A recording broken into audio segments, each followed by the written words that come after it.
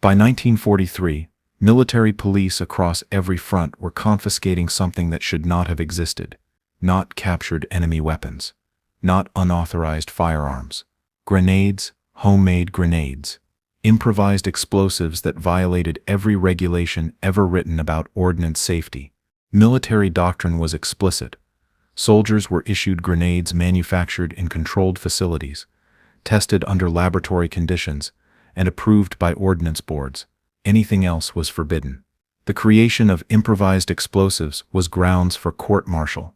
Possession could mean immediate discharge. But regulations written in supply depots never survived the chaos of the front lines. When factory grenades ran out, soldiers made their own. When standard-issue grenades failed, men built alternatives. When the enemy was too close and the supply line too far, improvisation became survival. Some of these improvised grenades worked.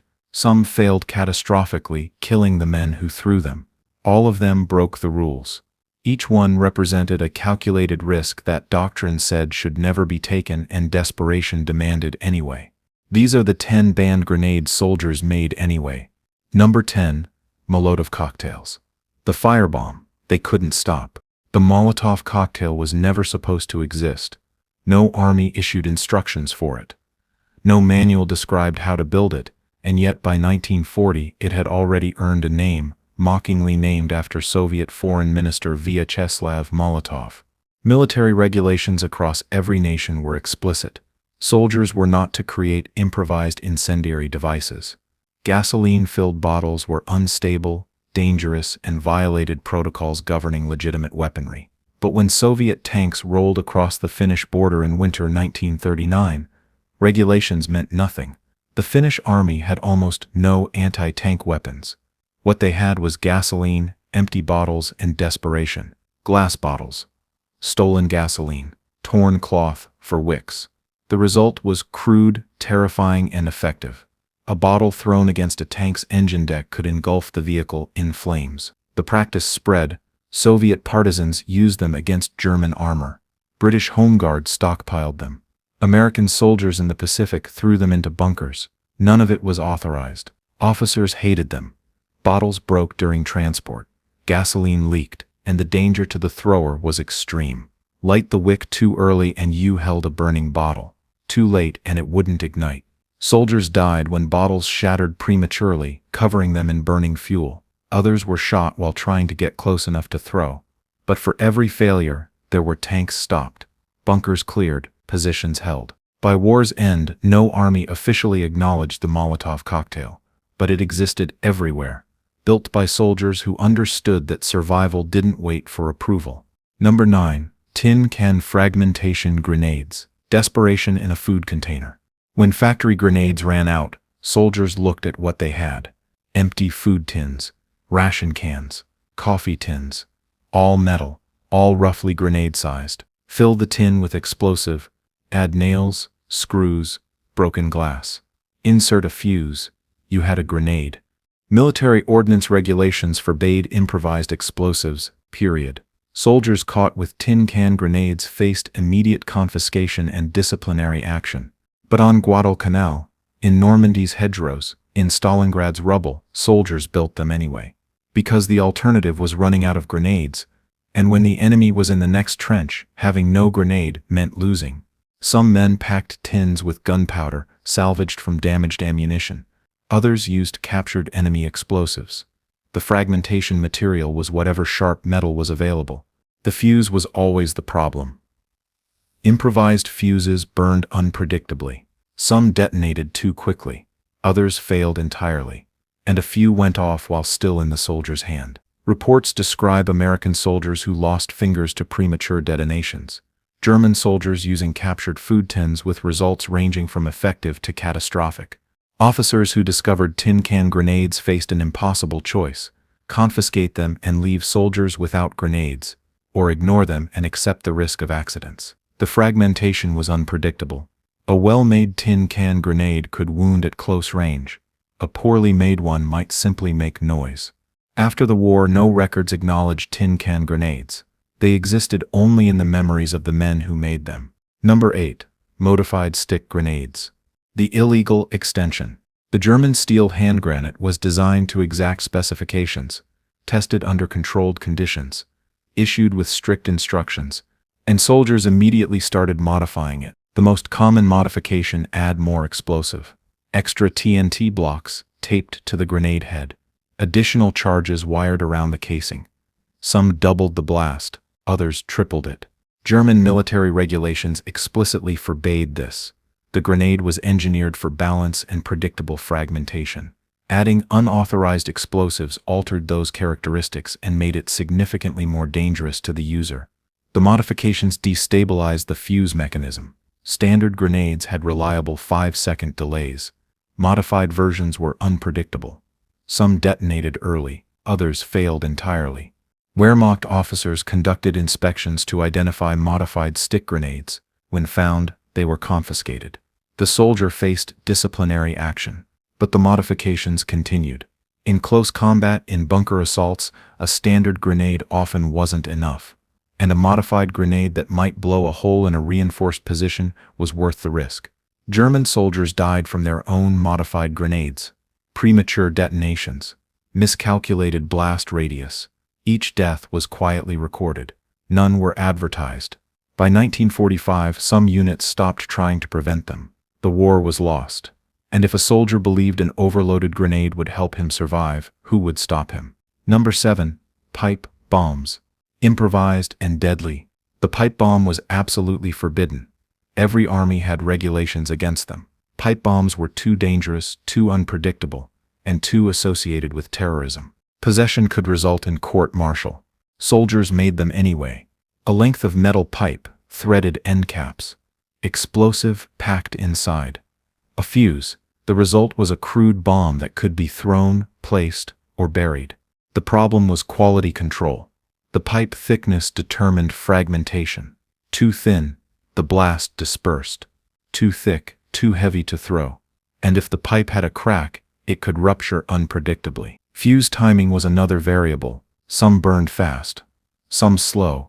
A soldier who lit a pipe bomb and discovered the fuse was faster than expected had seconds to throw it or die. American forces in the Pacific used pipe bombs to clear bunkers. British commandos built them for sabotage. Soviet partisans used them against German supply lines. Officers hated pipe bombs. Impossible to standardize. Impossible to predict.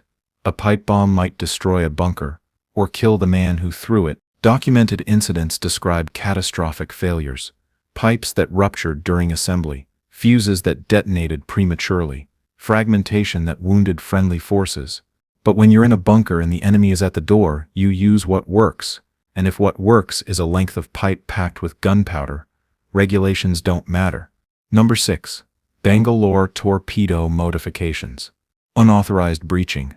The Bangalore torpedo was approved, designed to clear barbed wire, manufactured to exact specifications. And soldiers modified it anyway. They needed more blast, extra explosive charges strapped to the tube, additional TNT blocks wired along its length. Some doubled the charge, others tripled it. Military regulations were explicit. Modifications altered blast characteristics in unpredictable ways. The device could become unstable. The blast radius could expand dangerously. British and American engineers were repeatedly warned against modifying Bangalores. But on D-Day in the Bocage, modified Bangalores appeared anyway. Because the standard charge couldn't always breach reinforced obstacles, and a bigger explosion meant a better chance of survival for assault teams. The risks were documented. Modified Bangalores that detonated prematurely, blast over pressure that wounded the engineers, fragmentation traveling further than expected. But combat engineers understood the calculation. A standard Bangalore might fail. A modified one probably wouldn't, and if the assault succeeded, the risk was worth it. By late 1944, some units stopped pretending modified Bangalores didn't exist. Engineers shared techniques. Officers looked the other way. If you've made it this far, you understand what this reveals. These weren't weapons approved by committees. These were tools of desperation. Stay with me. The final 4 show just how far soldiers were willing to go. Number 5. Gammon bombs. The plastic explosive secret. The gammon bomb existed in a gray area, designed by Captain Gammon, adopted for airborne and commando forces, but never standard issue, never mass-produced. For ordinary infantry, possession was unauthorized. For paratroopers, tolerated. For everyone else, it raised questions. A cloth bag, plastic explosive, an impact fuse. The user filled the bag with as much explosive as needed, and threw it. On impact it detonated, but plastic explosive was restricted. Tightly controlled, soldiers who possessed it without authorization were assumed to have stolen it. The bomb spread anyway. Commandos shared the design with resistance fighters. American soldiers who saw them wanted them. Some built their own. Soldiers stole plastique from engineering supplies. Small amounts went missing. Damaged blocks were reported destroyed but quietly kept. With explosive acquired, making the gammon was simple. A cloth bag, an impact fuse, fill, throw, detonate. The impact fuse was critical and dangerous. Drop it and it exploded. The fuse had no safety beyond a pin. Soldiers died when gammon bombs detonated accidentally. Bags that fell during movement. Fuses triggered by rough handling. Each death was investigated quietly. For commandos, the gammon was invaluable. It could destroy vehicles, bunkers, concentrations of troops, more effective than standard grenades against hardened targets. For ordinary soldiers who acquired them without authorization, it was a gamble. If discovered, confiscation and punishment. If it detonated prematurely, death. Number 4. Black powder grenades. When modern explosives failed, by 1943, black powder was obsolete. Modern militaries used TNT and RDX. Black powder belonged to the previous century. Unpredictable, excessive smoke, less blast than modern compounds. And when modern explosives ran out, soldiers went back to black powder. Soviet partisans operating behind German lines used what they could find. Captured gunpowder, salvaged black powder from old ammunition, material from hunting supplies. The grenades were primitive, metal containers packed with black powder, simple fuses.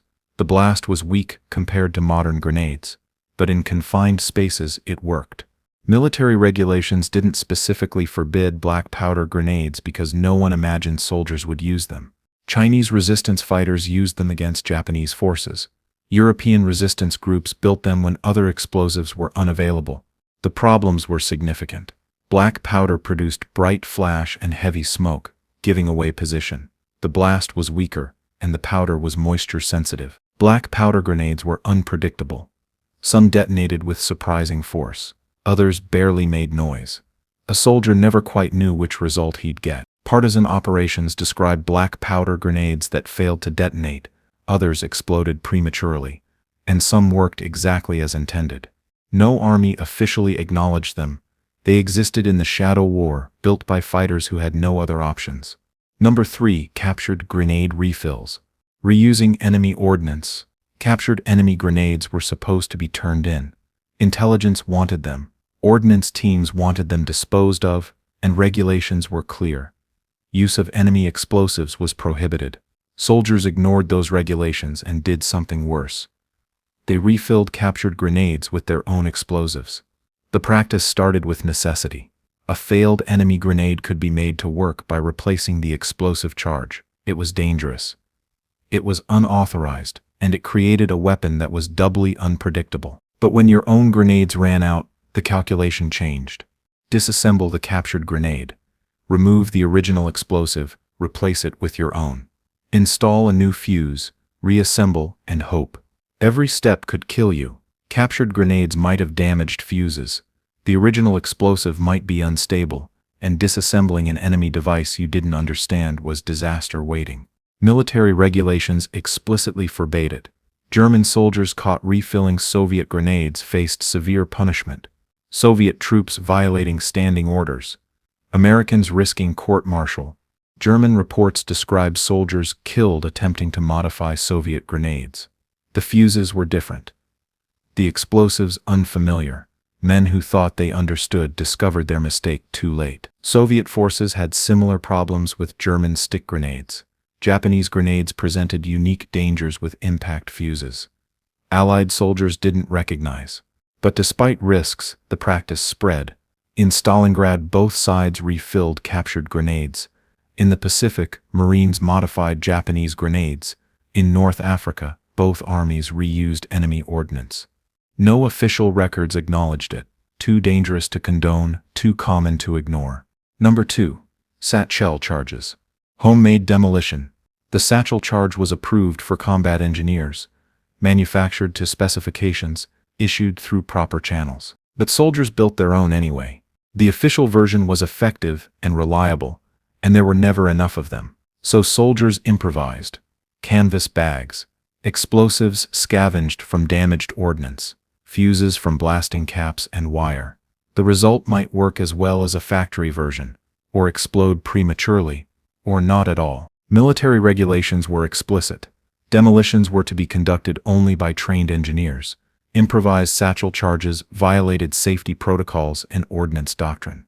But in the Pacific, where bunkers were reinforced, Marines built satchel charges from whatever they could find. In Europe, infantry assembled them, because waiting for engineers meant losing momentum. Some packed canvas bags with stolen TNT blocks. Others used captured explosives. A few filled bags with grenades.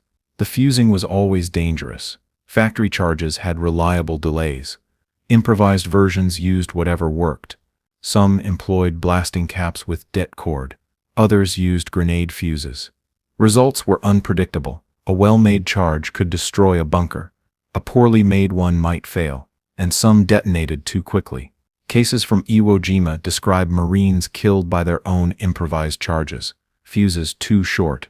Explosives unstable. Or the soldier didn't get clear fast enough. Officers faced impossible situations. Confiscate improvised charges and deny soldiers the tools they needed, or allow them and accept accidents. By late 1944, some engineer units quietly provided guidance, not officially, but verbally, showing infantry how to build charges less likely to kill the user. Number 1. Japanese bottle grenades. The last resort. By 1945, Japan was losing, supply lines cut, factories bombed, and soldiers on isolated Pacific islands were running out of everything. What they had were bottles, glass bottles, and what little explosive remained. The result was the bottle grenade, one of the most desperate improvised weapons of the entire war. Japanese military doctrine did not approve bottle grenades. They were unstable, dangerous, and ineffective compared to proper ordnance. But doctrine no longer mattered when you were starving with no resupply and the enemy was coming. American forces encountered bottle grenades on Okinawa, Iwo Jima, and scattered islands. The grenades were crude, fuses unreliable, but used anyway, thrown by soldiers who understood they were already dead. The explosive varied. Some bottles contained picric acid salvaged from damaged artillery shells. Others held gunpowder mixed with metal fragments. A few were filled with improvised napalm. The fragmentation came from the glass itself. When detonated, the bottle shattered. The effect was unpredictable. Sometimes lethal, sometimes merely loud. Always desperate. The fuses were the greatest danger. Japanese soldiers had no access to proper delay fuses. They used cloth strips soaked in accelerant. Improvised chemical fuses. Burning cord. All unpredictable. All potentially deadly to the user. Cases from the final months describe Japanese soldiers killed by their own bottle grenades, premature detonations, fuses that burned too fast, glass that shattered during handling. The bottle grenade represented the absolute endpoint. Not clever modification, not calculated risk, but last resort by soldiers who knew they were going to die. American soldiers who captured bottle grenades treated them with disgust and pity. These were not weapons of a functional military, they were weapons of desperation. Japanese regulations never acknowledged bottle grenades. They existed only in the final desperate months, built in caves by men who understood the war was lost but had no choice except to fight. These were the 10 banned grenades soldiers made anyway. From Molotov cocktails ignited in Finnish snow to bottle grenades filled on dying Pacific islands, each violated regulations. Each carried risks, and each was used because survival demanded tools that regulations did not provide. Some worked, others failed catastrophically. All broke the rules, and all reveal the same truth, that doctrine is written in safety and war is fought in chaos. The gap between official ordnance and battlefield reality was never closed. It was filled with improvised explosives, built in secret, carried in defiance, and used when everything else ran out. These grenades were never supposed to exist, but they existed on every front in every army throughout the entire war. If you want World War II history without simplification or mythology, subscribe, because the weapons they tried to forget are the ones that reveal how the war was actually fought.